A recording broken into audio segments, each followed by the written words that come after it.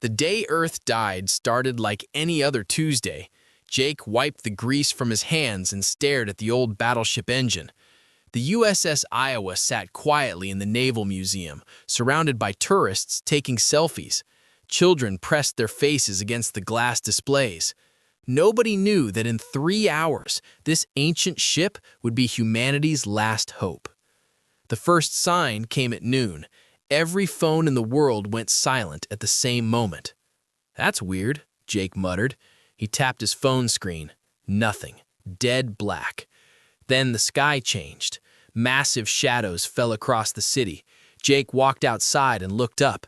His mouth fell open. Ships, hundreds of alien ships filled the sky like dark clouds. They were beautiful and terrifying, black metal that seemed to bend light itself. The Slith Armada had arrived. Within minutes, Earth's military responded. Fighter jets screamed overhead, missiles launched from Navy destroyers, satellites fired laser weapons from orbit. The whole world watched as humanity threw everything at the invaders. Nothing worked. The alien ships didn't even dodge. Every missile simply stopped in midair and fell into the ocean. Every laser beam curved away like water hitting oil. The jets? Their systems shut down instantly. Pilots ejected as their planes became flying coffins. Jake watched a news broadcast on the museum's emergency TV. A reporter's voice shook with fear. "They've hacked everything. Our drones are attacking our own bases. Our satellites are crashing. They're in our computers, our phones, our weapons. Everything digital is theirs now." The broadcast cut to static. Around the world, the same thing happened. In exactly 48 hours, the Slith had turned Earth's technology against itself.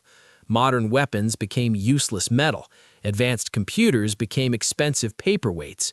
Humanity's digital age ended with a single coordinated attack. Jake stood in the empty museum as the power died. Emergency lights flickered on. Outside, the city burned. Screams echoed through the streets. The alien ships just hovered above, waiting. They didn't need to fire another shot. Earth was already beaten. Or so they thought. The museum door crashed open. An old man in a worn Navy jacket walked in. His eyes were sharp despite his age. His face was covered in fresh cuts. This was Admiral Briggs, retired for 20 years but clearly not finished fighting. "You," Briggs pointed at Jake. "You work on this ship?" Jake nodded slowly. "Yeah, but she's just a museum piece. She hasn't fought since before computers existed," Briggs interrupted. He smiled, but it wasn't a happy smile. It was the smile of a man who just found a weapon everyone else forgot about. "That's exactly why she's perfect." Jake didn't understand. "Sir, this ship is 80 years old. She's just for tourists. We can't fight aliens with—" "They hacked everything digital," Briggs said quietly. He walked to the Iowa's massive gun turret and placed his hand on the cold steel. Every modern weapon, every smart missile, every computer-guided system, all useless now. He turned to Jake with fire in his eyes. "But this is pure mechanical power, manual targeting, analog controls, no computers, no Wi-Fi, no systems for them to hack." Briggs pulled out a dusty Navy recruitment poster from his jacket. "They think we're finished because our modern weapons failed. They're about to learn a very important lesson about humanity." "What lesson?" Jake asked. Briggs walked toward the engine room, his boots echoing on the metal floor. "That we never throw anything away. We keep our history alive. And right now, our history is about to bite them in the ass." He looked back at Jake. "Get this relic ready for war. We're taking her out of this museum." Jake stared at the ancient battleship. The Iowa hadn't fired her guns in decades, but as explosions lit up the sky outside, he realized something terrifying and hopeful at the same time. The aliens had conquered Earth's future, but they never calculated for Earth's past. The Iowa's engine room smelled like death and rust. Jake's hands trembled as he opened the valve. 20 years of stillness had turned the pipes into tombs of dried oil and metal rot. Behind him, Admiral Briggs stood silent, watching the young mechanic work by flashlight. "She won't start," Jake whispered. His voice cracked. "Sir, this engine hasn't run since 2001. The fuel lines are corroded. The turbines are—" A massive explosion rocked the museum. Dust fell from the ceiling. Somewhere in the city, another building collapsed. Another 1,000 people died. The SLIF were hunting survivors now, street by street. Briggs didn't flinch. He just stared at Jake with cold, hard eyes. "Then she dies here, and so do we. Your choice, son." Jake looked at his bloody hands, at the impossible machine, at the exit door 20 feet away where he could run and hide and maybe live another day as a slave to the aliens. He picked up his wrench. "I need 3 hours."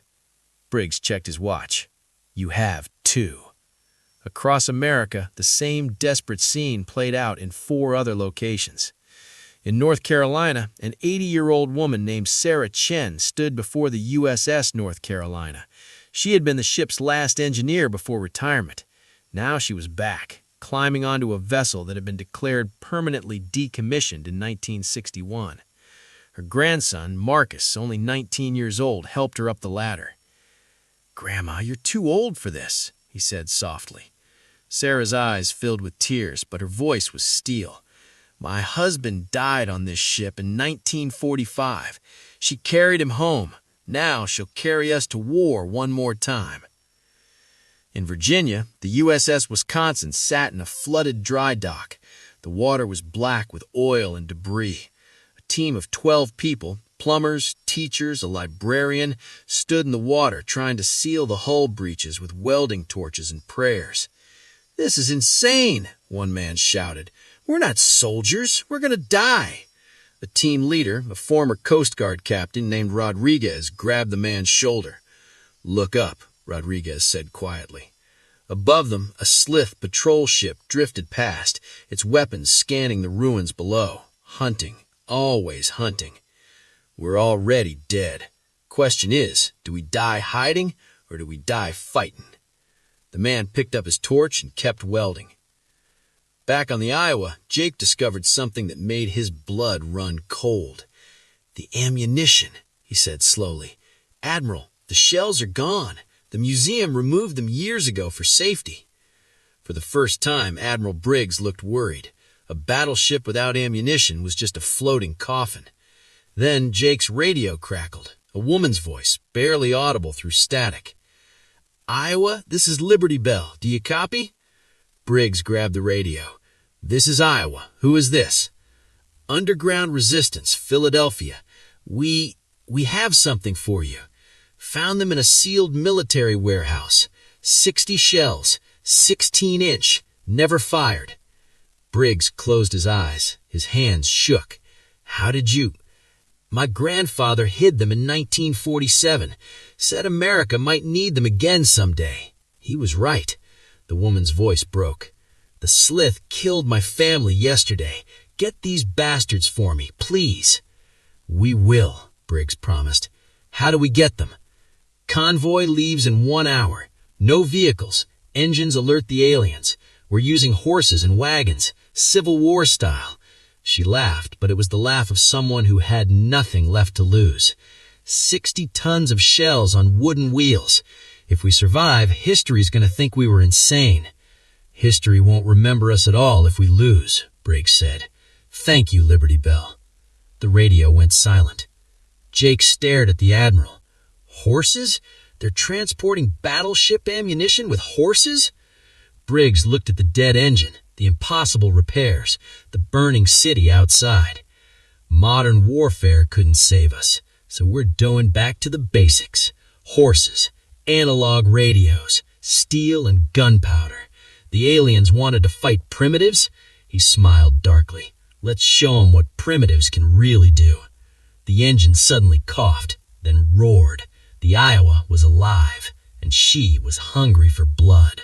The USS Texas floated in the darkness like a corpse. No lights, no sound, no movement. Just cold steel sitting in the Charleston harbor fog at 3:47 a.m. Inside, 42 people barely breathed. Some were old sailors, Some were teenagers who learned to fire cannons 3 days ago. All of them were terrified. Private Danny Kim pressed his face against the periscope. His hands wouldn't stop shaking.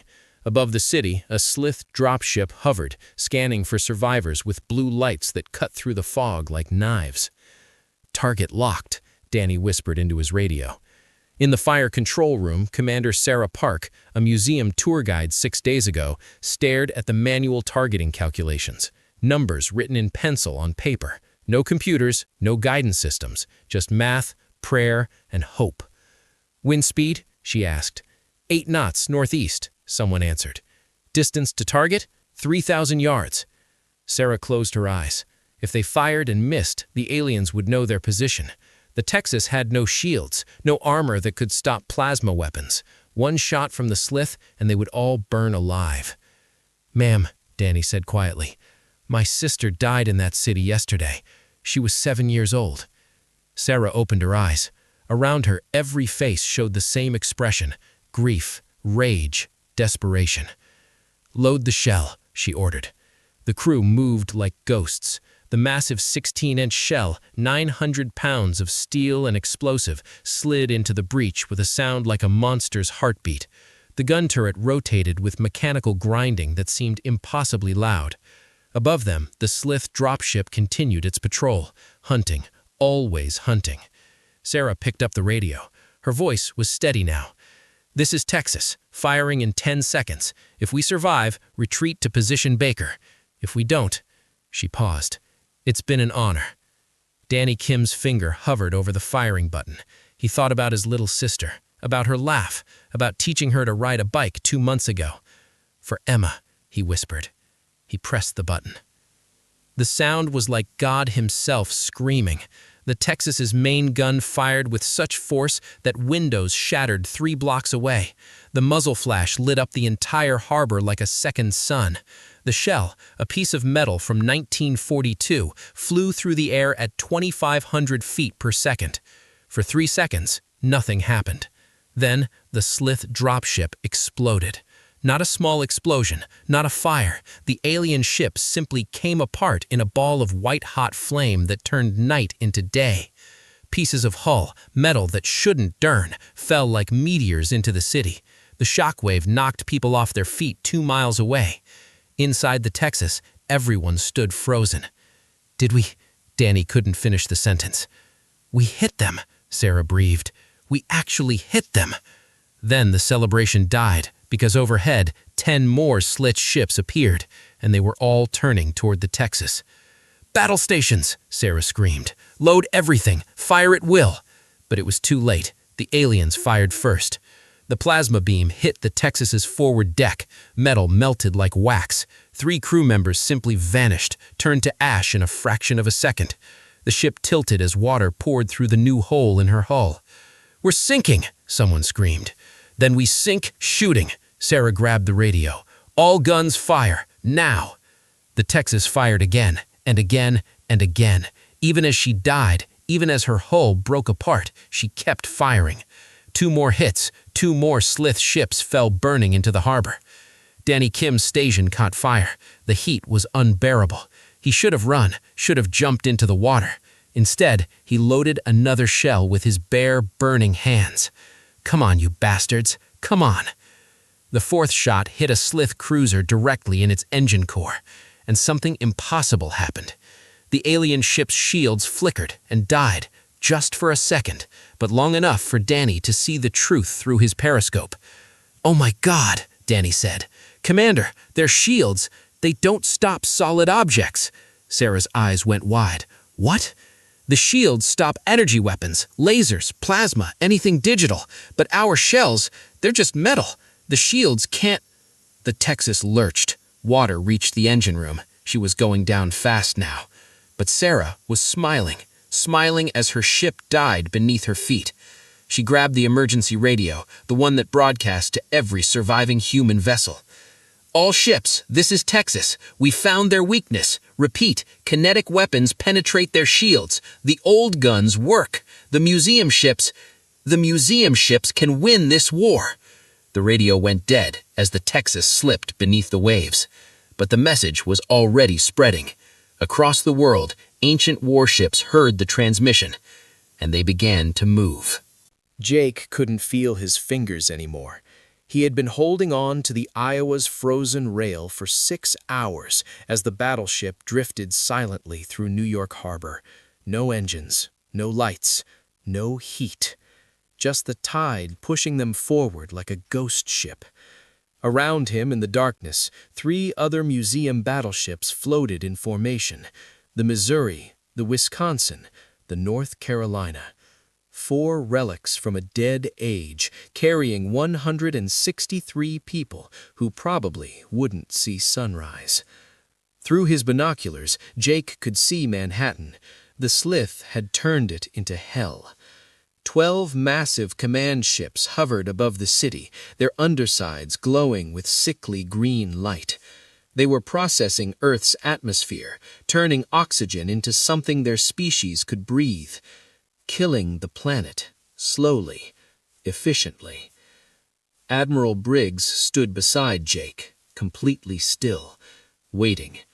His breath came out in small white clouds. He hadn't slept in 4 days.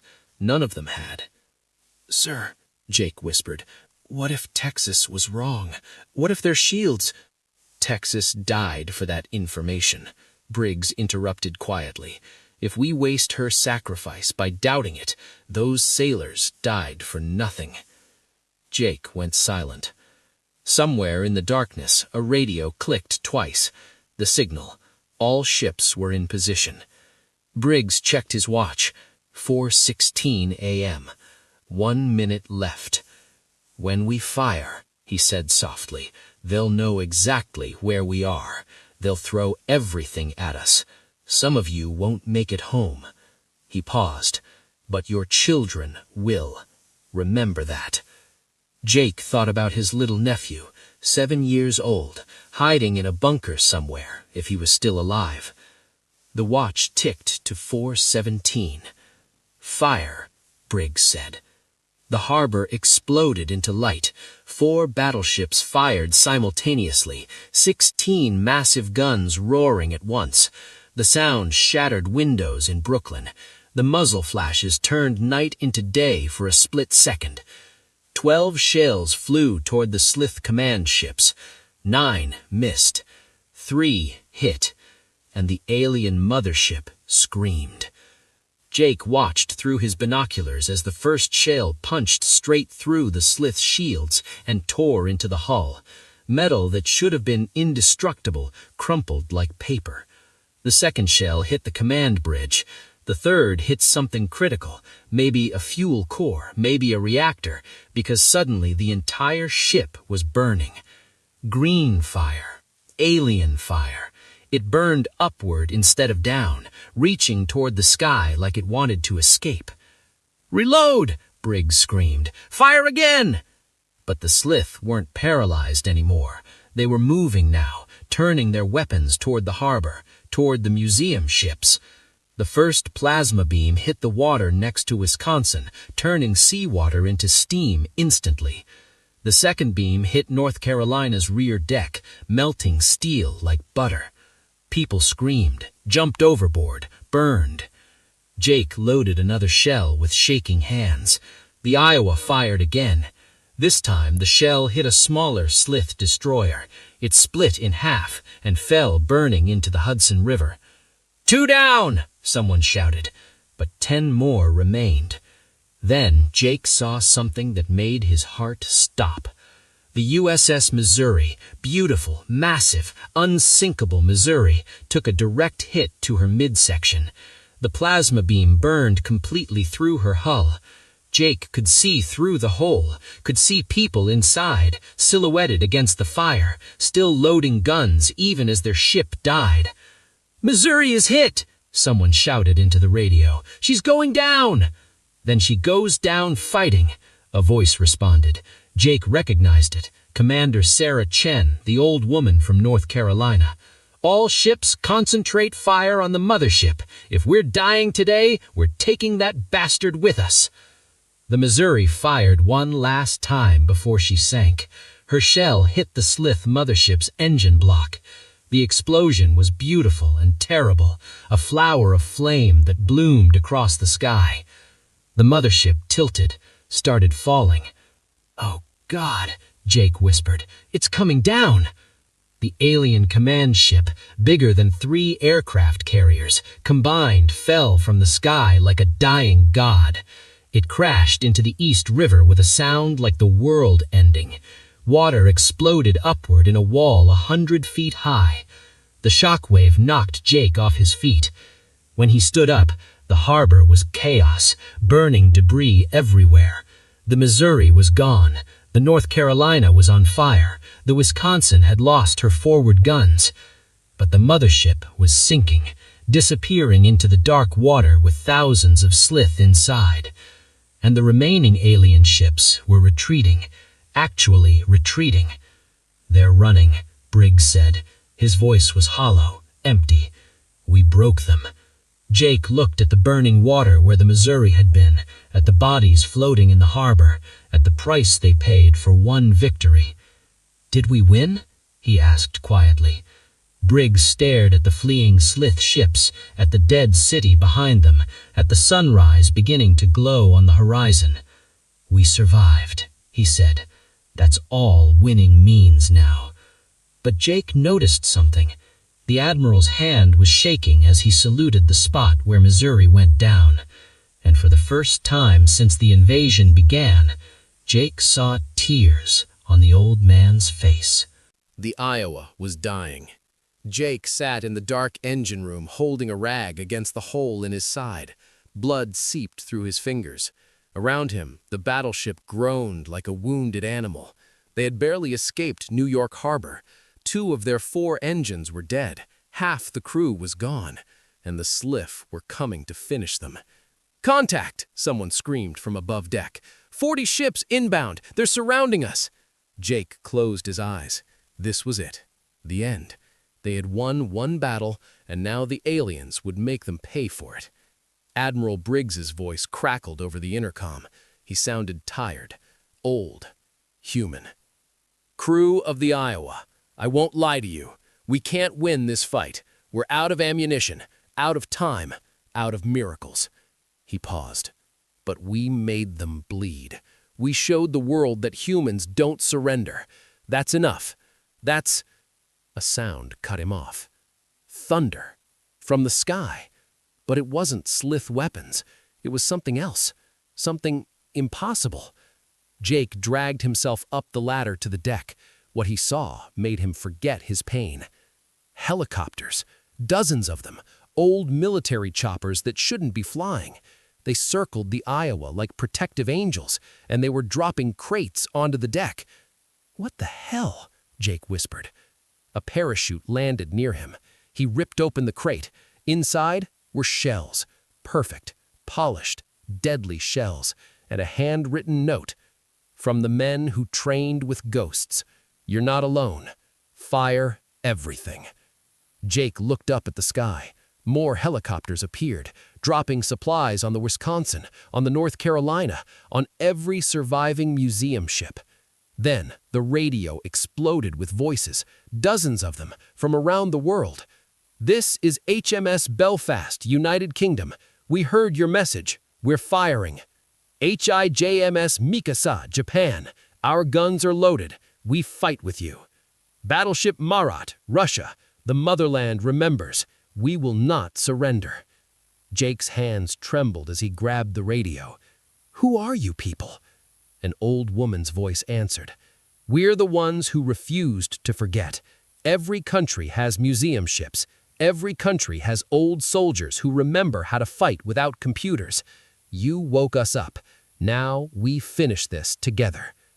Admiral Briggs appeared beside Jake. Tears ran down the old man's face, but he was smiling. "Get those shells loaded," he said quietly. "All of them." At exactly 6 a.m., every museum battleship on Earth fired at once. Not at individual targets, at the sky itself. At the Slith orbital platforms that controlled their entire fleet. Platforms they thought were untouchable, too high for primitive weapons to reach. They were wrong. 200 museum ships, 600 main guns, every shell fired at maximum elevation, arcing up into the atmosphere like metal meteors flying backward. The Slith never saw it coming. Their orbital command centers, massive stations that coordinated every invasion ship, were designed to stop energy weapons, lasers, plasma, missiles with computer guidance, but not solid steel moving at hypersonic speed, not shells fired by hand-calculated trajectories, not weapons from a century ago. The first platform exploded in silence, too high for sound to carry. Then the second, then the third. Jake watched through binoculars as alien metal turned into falling stars, and suddenly every Slith ship on Earth went dark. No commands, no coordination, no orders, just confusion. "Hit them now!" Briggs screamed into the radio. "Every ship fire!" The second volley was pure chaos. Museum ships fired at anything that moved. The Slith ships tried to retreat, but without their command network, they couldn't organize. They crashed into each other, fell into the ocean, burned in the atmosphere. Jake watched a Slith destroyer spin out of control and crash into Central Park. Another tried to escape to orbit, but exploded halfway up. The sky rained alien metal for hours. By noon, the Slith fleet was gone. 3 weeks later, Jake stood on the Iowa's deck as she returned to the museum. Crowds filled the harbor, thousands of people cheering, crying, holding signs that said "thank you" in 100 languages. A little boy, maybe 7 years old, waved at Jake from the dock. Jake waved back, tears in his eyes. His nephew, alive. Admiral Briggs stood beside him, saluting the crowd. "History's gonna struggle with this one," he said quietly. "The day museum ships saved the world." Jake looked at the Iowa's battle-scarred hull, at the names of the dead carved into her deck, at the flag, torn and burned, but still flying. "Will they remember?" he asked. Briggs smiled. "Kid, they'll never forget. We proved something the Slith couldn't calculate, that humanity's greatest weapon isn't technology." He placed his hand on the Iowa steel rail. "It's memory. We never forget how to fight. We never forget our history, and we never, ever throw away the tools that once saved us." The little boy on the dock pointed at the Iowa and asked his mother a question. Jake couldn't hear it, but he knew what the child asked. "Was this ship ever used in a real war?" The mother smiled, tears in her eyes. "Yes, baby, twice, and both times she saved the whole world."